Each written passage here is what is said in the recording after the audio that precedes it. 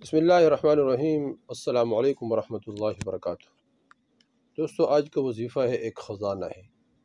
ایسا سمجھو کہ آپ لوگوں کو ایک خزانہ مل گیا، کیونکہ حضور صلی اللہ علیہ وسلم نے خود فرمایا کہ ھذا کنز من کنز اللہ، یہ اللہ جل شانہ کا ایک خاص خزانوں میں سے ایک خزانہ ہے۔ یہ وظیفہ حضور صلی اللہ علیہ وسلم نے فرمایا کہ یہ خاص خزانہ ہے، اور اس وظیفے کی برکت سے اللہ جل شانہ 99 بیماریوں کو دور فرمائیں گے۔ یعنی اللہ جل شانہ اس وظیفے کی برکت سے 99 مسائل کو حل فرمائیں گے، ایک کم 100۔ جتنے بھی انسان کے ضروریات حاجات ہے، خواہ وہ مالی ہے، وہ بدنی ہے، خواہ وہ گھریلو ہے، وہ رشتے کے اعتبار سے ہے، وہ کاروبار کے اعتبار سے ہے، اور اسی طرح وہ بیماری کے اعتبار سے ہے، تو اللہ جل شانہ اس وظیفے کی برکت سے تمام کے تمام پریشانیاں دور فرمائیں گے۔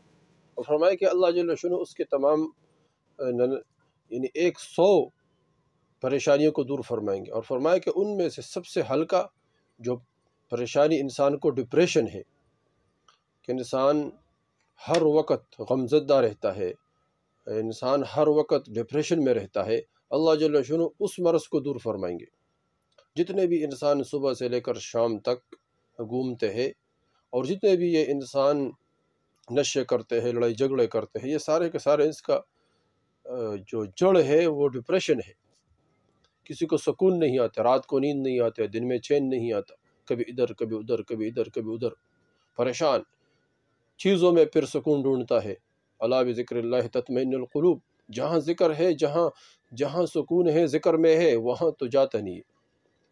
اللہ جل شانہ نے اعلان کیا، میرے ذکر کے علاوہ کہیں بھی تجھے سکون نہیں ملے۔ دلوں کو اطمینان ملنے کے لیے اللہ جل شانہ نے اپنے ذکر فرمایا ہے۔ اللہ جل شانہ نے ذکر، جو آدمی اللہ جل شانہ کا ذکر کرتا ہے، ذکر کوئی بھی ہو، سبحان اللہ، الحمدللہ، اللہ اکبر، ایک دفعہ سبحان اللہ کہہ دیا، جنت میں ایک درخت لگ گیا۔ حدیث میں آتا ہے کہ 100 سال عربی نسل کا گھوڑا بھی اس کا چکر لگائے تو اس کا سایہ ختم نہیں کر سکتا ہے۔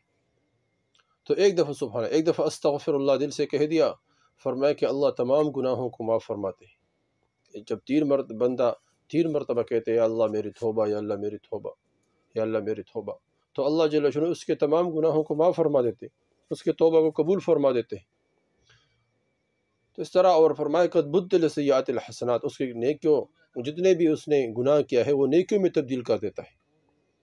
فرمایا اگر زمین سے لے کر آسمان تک جتنے بھی حلا ہے یہ سارے گناہوں سے بھر دے، اور ایک دفعہ کہ یا اللہ مجھے معاف کر دے، یا اللہ میری توبہ، اللہ جل شانہ سارے گناہوں کو معاف کر دیتا ہے۔